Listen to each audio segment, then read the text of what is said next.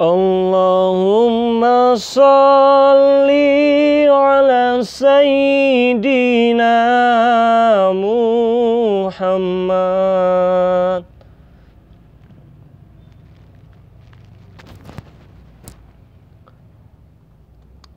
Sallallahu ala Muhammad. Sallallahu alaihi wasallam. Sallallahu ala Muhammad. Sallallahu alaihi wasallam. Ya Nabi salam alaika, Ya Rasul salam alaika, Ya Habib salam alaika. Salawatullah alaika. Assalamualaikum warahmatullahi wabarakatuh. A'udzubillahi minasyaitonirrajim. Bismillahirrahmanirrahim. Allahumma sholli ala sayyidina Muhammad wa ala ali sayyidina Muhammad. Semoga saja salawat beserta salam selalu tercurahkan kepada junjungan Nabi besar kita Muhammad Sallallahu alaihi wasallam, dan semoga saja kita semua ini selalu berada di dalam lindungan Allah Subhanahu wa taala. Amin ya Allah.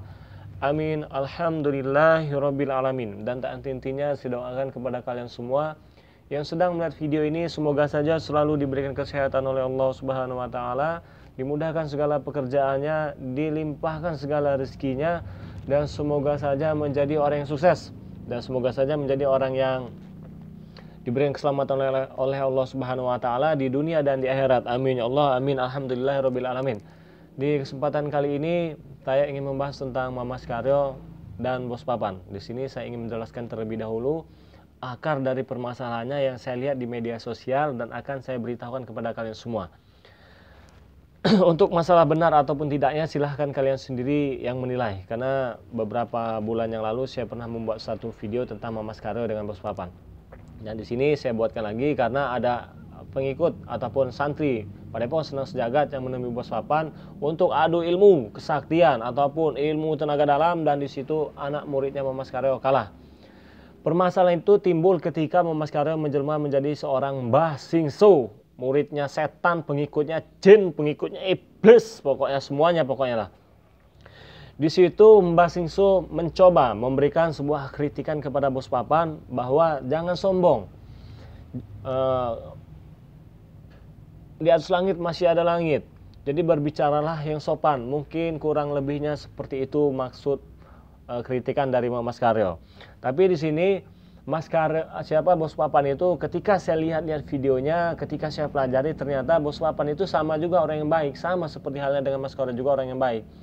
Cuman si Bos Papan ini sombong. Bos Papan itu sombong sekali jadi orang. Tapi sombongnya terhadap dukun-dukun santet itu bagus, sombong dia terhadap dukun-dukun santet itu, dia sombong sekali Bos Papan itu. Ya tapi nggak apa-apalah, itu bagus seperti itu, daripada tidak melakukan apa-apa kan, daripada diam saja. Ya jadi baguslah, patut diapresiasi untuk Bos Papan, dan patut diapresiasi juga untuk Mama Skaryo lah. Jadi ketika sindiran itu kritikan itu dibuat dengan Mama Skaryo, seolah-olah Mas Skaryo ini menunjukkan jati diri dia yang sebenarnya. Karena ketika selesai membuat video itu, Mama Skaryo membuka jaketnya yang berwarna hijau, dan seketika Mama Skaryo itu memakai belangkon. Dan ternyata di dalam jaket itu Mas Skaryo ini sudah memakai baju putih dan celana putih, dan di situ seolah-olah Mama Skaryo menunjukkan jati diri dia yang sebenarnya. Nah, dan seketika video itu dibuat dan itu dapat respon dari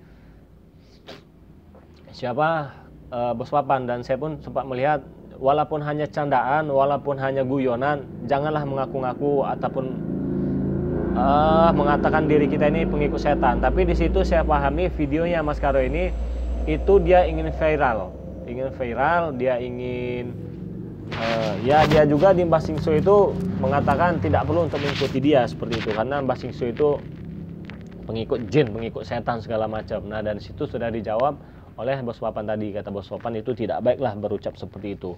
Nah dan terlepas dari semua itu, dan ternyata Mas Karo ini membuat sebuah video, seolah-olah Mas Karo ini menarik ataupun memasukkan sukma ataupun para korin ataupun apalah itu, saya nggak ngerti lah, pokoknya dimasukkanlah ke sang mediator. Dan di situ Mas Karo berucap, ini adalah pasukan cahaya yang saya tarik, dan kalian harus percaya kalau ini adalah pasukan cahaya. Dan kalau kalian tidak percaya dengan pasukan cahaya yang sudah saya tarik ini, berarti kalian jangan percaya dengan pasukan cahaya. Mungkin di situ yang perlu digarisbawahi dan membuat hati Bos Papan ini merasa tersinggung, mungkin kan di situ. Jadi disitulah kalau menurut saya. Tapi di situ Mas Karo sudah memberikan sebuah klarifikasi dan permintaan maaf kepada Bos Papan, dan Bos Papan kan sudah membalas lah begitu dengan. Dan Mas Karo sendiri berucap balasannya baik, enak, dan tidak membuat sakit hati, tidak ada kata-kata kasar ataupun mencaci lah seperti itu. Nah di situ yang membuat Bos Papan ini geram, karena ada seseorang lah, katakanlah mungkin santrinya ataupun siapa pengikutnya yang menantang, yang memfitnah dan menjelek-jelekan Bos Papan. Itu yang membuat Bos Papan itu geram. Tapi begini, setidaknya kita bisa lihat dari Mas Karo sudah meminta maaf. Jadi ya langkah baiknya Bos Papan juga menerima permintaan maaf dari Mas Karo ini sendiri, karena sudah banyak cara, kita semua sudah tahu lah, berbagai macam cara sudah dilakukan oleh Mas Karo. Tapi memang di situ Bos Papan ini seolah-olah dia ingin Mas Karo itu datang ke tempatnya dan menemui si Bos Papan ini dan meminta maaf ataupun adu ilmu kepada Bos Papan ini. Jadi kalau hanya untuk adu ilmu segala macam, kalau menurut saya itu pribadi ya tidak penting lah, tidak usah lah. Kita ini kan semua saudara, kita ini semua sahabat. Kita ini di dunia ini bukan siapa-siapa. Kita ini makhluk sosial yang saling membutuhkan. Dan apabila ada seseorang yang menyakiti hati kita, kita maafkan saja. Jangan menyimpan dendam kepada seseorang. Dan saya pun beberapa video saya banyak sekali saya ngomong kasar, menghujat orang sana sini, tapi ya sudahlah. Yang lalu ya sudahlah berlalu. Kita ini kan berusaha belajar untuk menjadi orang yang lebih baik lagi. Apakah orang yang menyakiti kita, yang menghina kita, orang yang ingin mencoba menjatuhkan kita, bisa ataupun boleh kita balas? Boleh kita balas. Dengan cara apa? Dengan memuliakan dia, dengan mengangkat derajat dia. Karena kita ini bukan siapa-siapa, kita ini hanya makhluk ciptaan Allah Subhanahu wa taala. Jadi kita angkat derajat dia, biarkan dia ingin menjatuhkan kita, kita balas dengan kebaikan. Kita doakan dia supaya dia menjadi orang yang lebih baik lagi, supaya dia tidak menghina orang lagi, supaya dia tidak mencaci orang lagi. Bukankah seperti itu yang seharusnya kita lakukan sebagai umat manusia ini? Jadi kalau kita terus menyimpan dendam dengan seseorang, mau sampai kapan? Kita tidak tahu kapan kita mati. Apakah kita semua ingin kita mati dalam keadaan menyimpan dendam kepada seseorang? Dan yakinlah Allah tidak suka dengan orang-orang yang seperti itu. Jadi buat Bos Papan, akhirlah perseteruan ini. Berdamai, bersahabat, karena kita ini semua saudara. Tapi kalau memang inginnya Bos Papan itu adu ilmu dengan Mas Karo, ya silahkanlah. Silahkan, itu hak kalian semua. Di sini saya hanya memberikan reaction dan saya ingin memberikan pengetahuan saya kepada para pengikut subscriber saya. Dan semoga saja apa yang saya sampaikan ini bisa diterima dan dipahami oleh para subscriber saya. Jadi kalau menurut saya itu, kalau kita ingin membalas orang yang jahat dengan kita, orang yang ingin menjatuhkan kita, kita balas 10 kali lipat dengan cara kita memuliakan dia. Kita doakan dia. Bukan dibalas lagi dengan keegoan masing-masing. Di sini saya tidak menyalahkan Bos Papan, saya juga tidak membenarkan Mas Karo, dan sebaliknya pun seperti itu. Karena menurut saya mereka berdua ini adalah orang yang baik, orang yang benar. Mungkin hanya beda pola pikir saja, beda pandangan pendapat saja. Tapi tujuannya saya yakin adalah baik semua. Mereka ini adalah orang-orang yang baik. Bos Papannya baik, Mas Karo baik, walaupun saya tidak kenal, tahu yang saja di media sosial. Jadi besar harapan saya kepada senior lah, kepada sahabat lah, semuanya lah pokoknya lah, untuk tidak saling bermusuh-musuhan. Kalau bisa saling memaafkan, ya bermaafkan saja, saling berjabatan tangan. Tapi ya itu tadi poin yang utama, ketika ada orang menyakiti kita dan ingin menjatuhkan kita, kita balas mereka 10 kali lipat dengan cara baik. Kita doakan. Janganlah kita merasa diri kita ini paling benar. Mengalah itu bukan berarti kita kalah. Ingat, mengalah bukan berarti kita kalah. Mengalah demi sebuah kebaikan, mengalah demi sebuah kebenaran itu luar biasa. Jangan terpengaruh dengan ego. Jangan terpengaruh dengan pikiran-pikiran, oh saya benar, oh saya ini segala macam. Jangan. Saya sudah hampir berapa bulan main YouTube ini nih. Saya hujat sana, saya hujat sini, saya katakan ini begini, tapi nggak ada habisnya.